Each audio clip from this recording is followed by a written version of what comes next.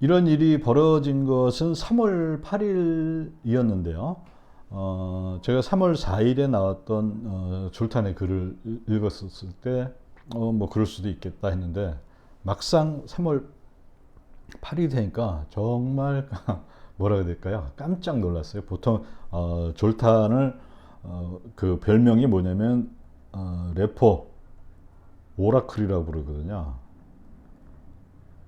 오라클이라는 게 이 신탁을 받아서 신으로부터 뭘 받아가지고 예언을 하는 그런 사람을 오라클이라 그러는데 래퍼 시장에서의 오라클 이런 별명을 얻었었습니다. 한때 졸탄이 뭐 지금도 뭐 그렇게 많이 이제 부르기도 하죠. 그랬던 이유는 뭐냐면은 2019년에 계속 래퍼 시장이 위험하니 우리가 여러 가지 그 준비를 해야 된다. 페드한테 이런 것도 해야 된다라는 식의 글을 굉장히 많이 썼고 실제 2019년 9월 17일에 실제 레포 시장 발작이 한번 발생했고 그 뒤로 페드가 어떻게 보면은 졸탄이 처방한 대로 상당 부분 많은 준비 늦었지만 그런 일들을 했던 거를 우리가 그거로부터 이제 졸탄이 굉장히 유명세를 타기 시작했어요. 그런데 이번에 글도 아마 또 다른 굉장히 어마어마한 그런 영향력을 미칠 거라고 보는데요. 이게 이제 3월 4일에 쓴 겁니다. 그 일이 이 니켈 폭등 250% 있기 전 바로 4일 전에 졸탄이 이제 어떤 얘기를 했냐면요. 현물 생산자, 현물이 코모디티입니다. 현물 생산자가 선물 매도로서 자기 그 생산품에 대한 해지를 하는데 이게 위험해질 수 있다 이런 얘기를 갈파를 합니다.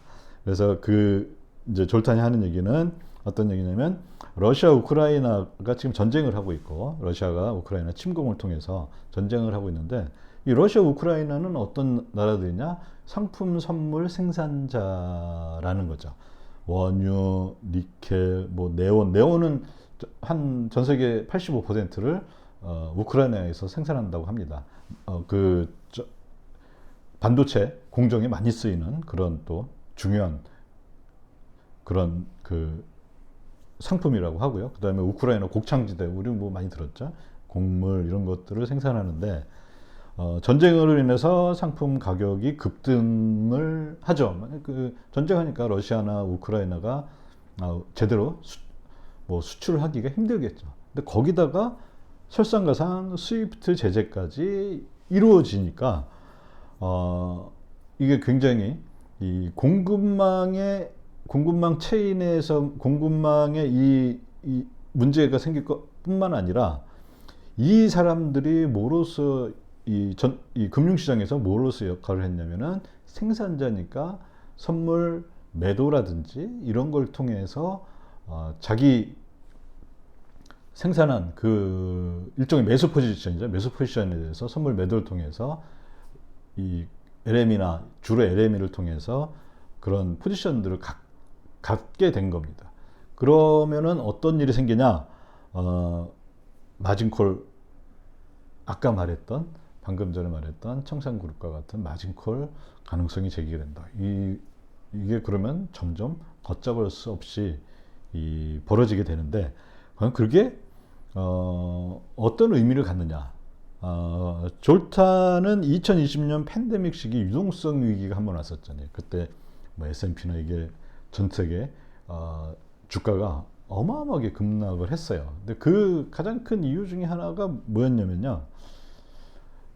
팬데믹이 오니까 락다운이 되죠. 락다운 하면서 수많은 기업들이 가장 먼저 했던 행동이 뭐냐면은 동시에 캐시, 즉 현금을 쟁여놔야지. 현금을 뭐 은행으로부터 빨리 돈을 빌리든지 현금을 쟁여놔야지 하는 그런 행동을 취하게 됩니다. 이미 이게 어디에다 영향을 미치냐면은 시장에 있는 수많은 금융 주체들한테 영향을 미쳐요.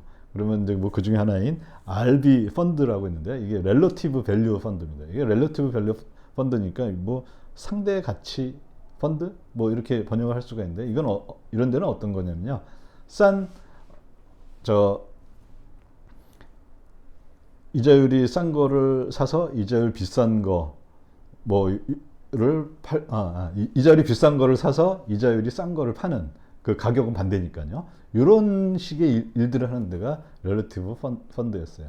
근데 그 수많은 기업들이 현금을 요구하니까 기존에 있었던 자기들이 가입했던 펀드로부터 돈 찾고, 돈 찾는다는 얘기는 뭡니까? 그 기존에 있었던 다른 펀드들, 뭐 예를 들어 ETF 펀드다 그러면 팔아야 되죠. 그러면서 이런 일들이 가속적으로 있었는데요.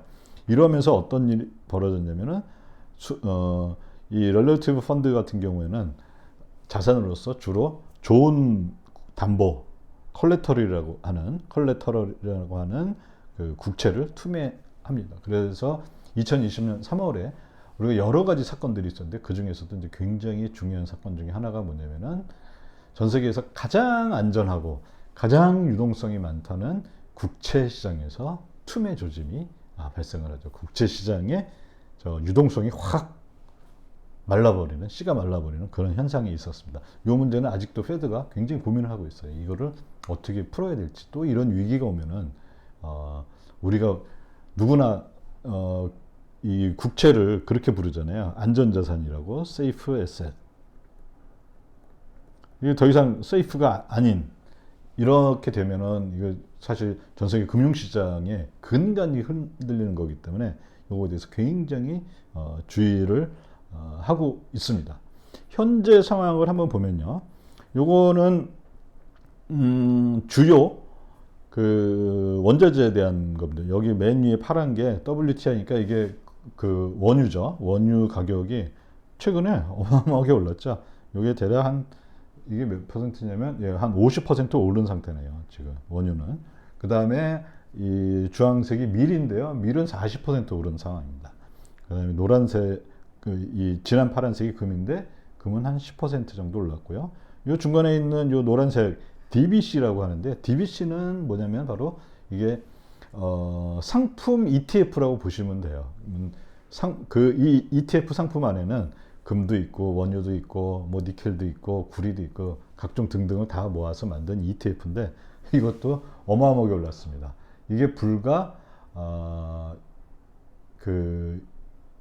한 2022년을 기준으로 해서 보면은 한 두 달이나 세 달 정도 만에 이만큼 올랐어요. 그러니까 이게 지금 굉장히 급격한 속도로 오르고 있는 거죠. 과연 이게 예전하고 비교해 보면은 어떤 걸까? 요 DBC 인덱스를 보면요. 2008년이 이때입니다. 이때는 한 45, 46 정도까지 오른 상태고요. 지금은 대략 한 25 정도, 이 정도 있는 상태인데요. 그때보다는 낮지만은, 그때하고 여러 가지 비교를 해보면은 우리가 좀 좋은, 나름대로 이 시장을 바라보는 눈이 생기지 않을까 이렇게 생각해 봅니다. 그 당시에, EFR이라는 게 그 페드의 기준 이자율이라고 보시면 되는데요. 기준 5.2%였어요. 2008년에는. 근데 지금은 0.1%입니다. 이자율은 훨씬 낮은 상황이고요. 그 다음에 그 당시 CPI, 그 당시 인플레이션율을 보면은 2.5%. 근데 지금은 어제 발표했죠. 7.9%. 차이가 여러 가지로 어마어마하게 나죠. 그러면 여기에서 페드의 고민이 무지무지하게 많이 생길 거라고 봅니다. 이거 참 DBC, 즉 이 상품 가격이라는 것은 페드가 통화 정책으로 어떻게 할 수가 없어요. 이건 외부 요인이니까요. 그럼 페드가 기껏 할 수 있는 거는 CPI, 즉 이 인플레이션을 어떻게 막냐? 수요를 억제함으로써. 수요는 어떻게 억제하냐? 자본 비용을 올림으로써. 돈을 쓰는데 그 비용을 올리면은 수요가 당연히 억제가 되겠죠.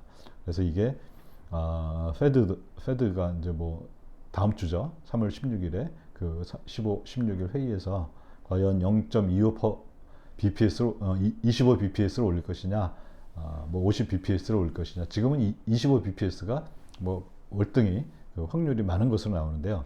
이런 식으로 우리가 과거 거를 비교해 보면은 현재 우리가 위치해 있는 상황이 굉장히 어려운 상태이다라는 거 우리가 알 수가 어느 정도 감을 잡을 수가 있을 것 같습니다. 그리고 이때 중요한 거는 절대적인 크기보다는 저는 그 큰 흐름이라고 보는데요.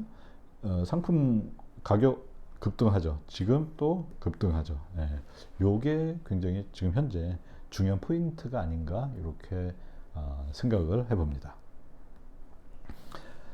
자, 그리고 이제 다시 졸탄의 얘기를 들어보면요. 졸탄은 커머디티, 즉 원자재는 컬레터럴이다. 컬레터럴이라는 게 이게 담보죠. 그러면 제가 뭐 레포에 관련된 이야기를 했을 때에도 우리가 담보로 하는 거는 우리 머릿속에 보통 국채 이것만 알고 있었는데요. 그거가 아니라 지난번에 예전에 했던 것 중에 우리나라 전세 시장을 레포 시장에 비유해서 레포 시장은 보통 초단기 상품인데 그래도 이 형태적으로 굉장히 유사한 구조를 띠고 있고 전세는 2년짜리 레포 시장이다 뭐 이렇게 말씀을 드린 적이 있었는데요. 전세에서 컬레터럴은 뭐냐면은 바로 집입니다. 그 집이 담보로 이렇게 해주는 거죠. 근데 그 얘기는 뭐냐면 상품 시장에서 그 선물 매도를 하고 매도로서 생산자가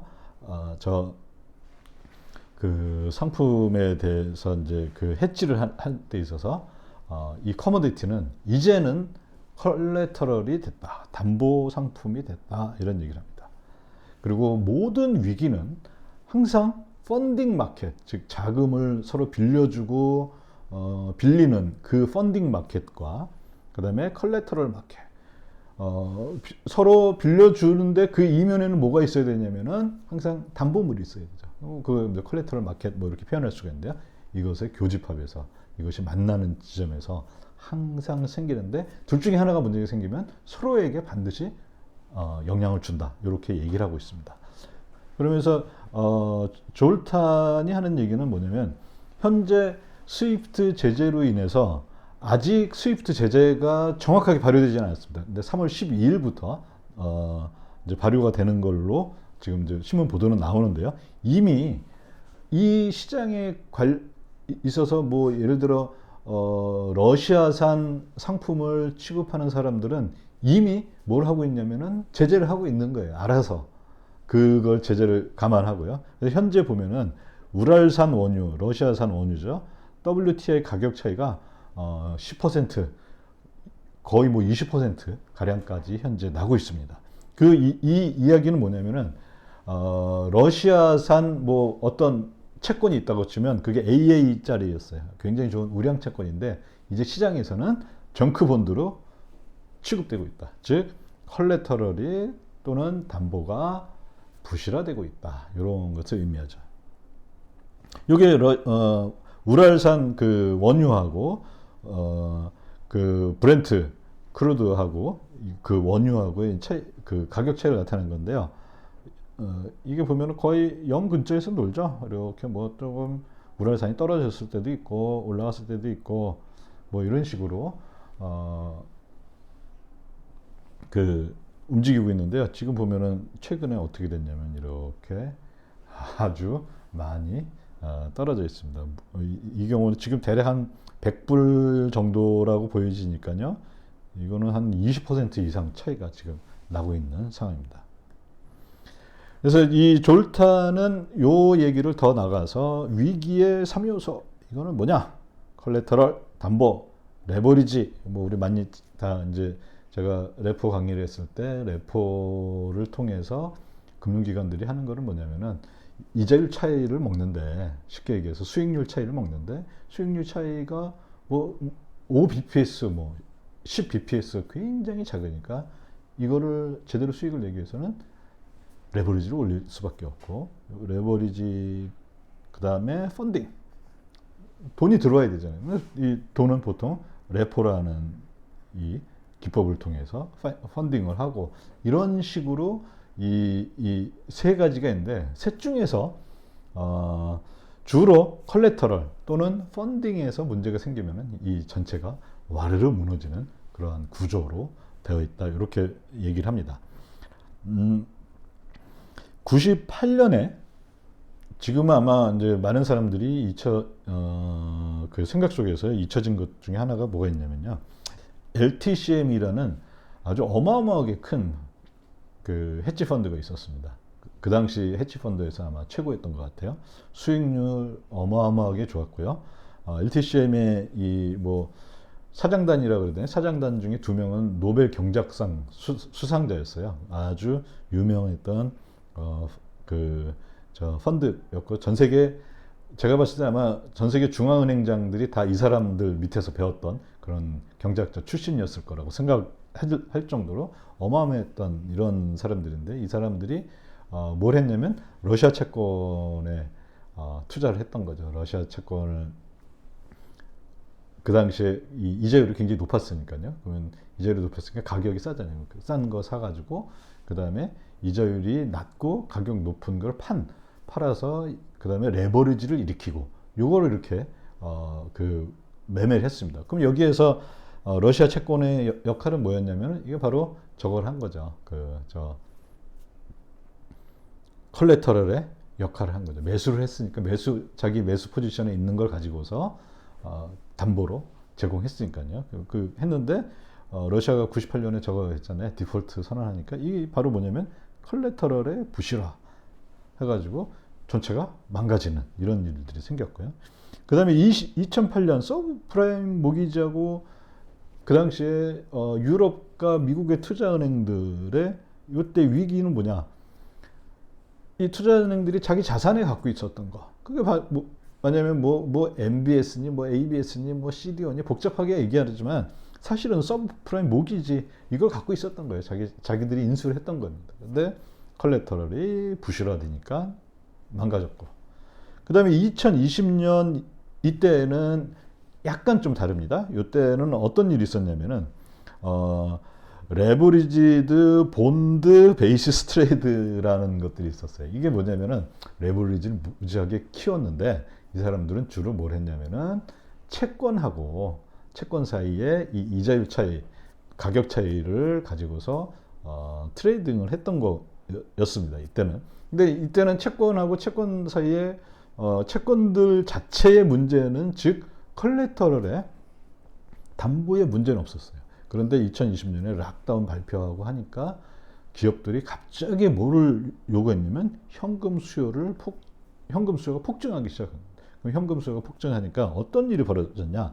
이러한 펀드들의 레버리지 본드 베이스 트레이드를 하는 펀드들 이런 뭐 RD 펀드라고도 얘기하는데요. 이 펀드들의 돈을 댔던 거. 그다음에 또 이 펀드에 직접 돈 댄 데도 있고 간접적으로 돈을 댄 또 펀드들도 있겠죠. 그런 데부터 다 돈을 기업들이 일시에 개인들도 마찬가지고 돈을 이제 이거 현금 갖고 있어야 돼 하면서 돈을 쫙 빨아들였던 거죠. 즉 펀딩에서 문제가 생긴 거죠. 펀딩에서 문제 생기니까 또 이 전체 구조가 와르르 무너졌던 그런 일들이 있었습니다. 이렇게 이제 졸타는 위기의 3요소에 대해서 설명을 하면서 현재 상황이 어떠냐? 현재 상황 위기의 발생이 이제 앞으로 어떻게 될 거냐? 이제 졸탄이 이제 질문을 던지면서 어떤 얘기를 하냐면은 현재 상황도 마찬가지로 2008년, 1998년 위기와 마찬가지로 컬레터럴 부실화에서 발생하는 또는 펀딩 프로블럼 문제들이 생길 거다. 이렇게 전망을 하고 있습니다. 근거로서 졸탄은 어디에서 시작이 될 거냐? 아까 말했던 그 채권 간의 우량한 채권 간의 이 좋은 채권 간의 이자율 차이를 따먹는 거를 채권 RB 펀드라고 한다면요. 이게 2020년에 문제가 생겼었고 그 다음에 지금은 뭐냐? 상품 RB 펀드들에서 문제가 생길 수가 있다. 이 얘기를 합니다. 그거의 근거는 요 차트죠.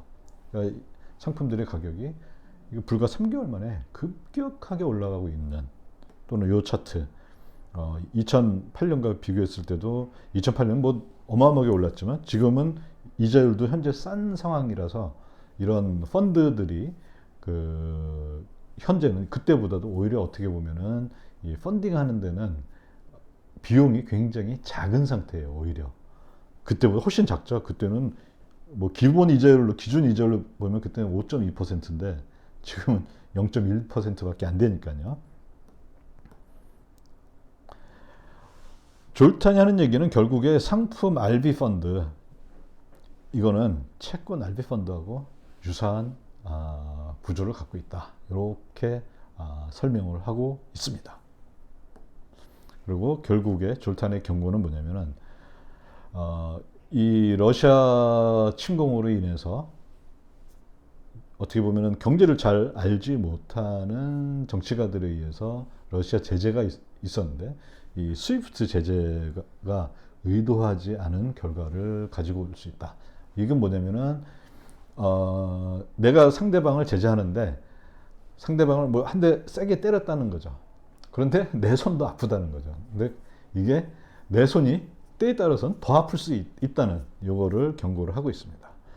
다시 그 전체적인 규모를 보자면은 대략 5천억 달러 규모의 외환시장 자금 동결을 하고, 그 다음에 동시에 이 나라들이, 러시아와 우크라이나 두 나라들이 원자재에 있어서 굉장히 중요한 그 비율을 차지하는 나라들인데, 그것으로 인해서 원자재 가격 상승이 일어나고, 그러면서 가격 상승에 의한 마진 콜들이 상품 시장에서 벌어질 수가 있다. 그 다음에 상품 시장에서 현물, 즉 커머디티는 이게 현대 상황에서는 이게 담보로서 기능을 하는데, 여기에 레버리지까지 얹혀졌을 때 이게 향후에 있을 유동성 위기의 출발점이 될 것이다. 이렇게 무시무시한 예언을, 신탁을 받아서 예언을 했었는데, 불과 4일 만에 그런 일이 실제 벌어졌습니다. 이게 여기에서 니켈 하나에서 해프닝으로 끝날 것인가,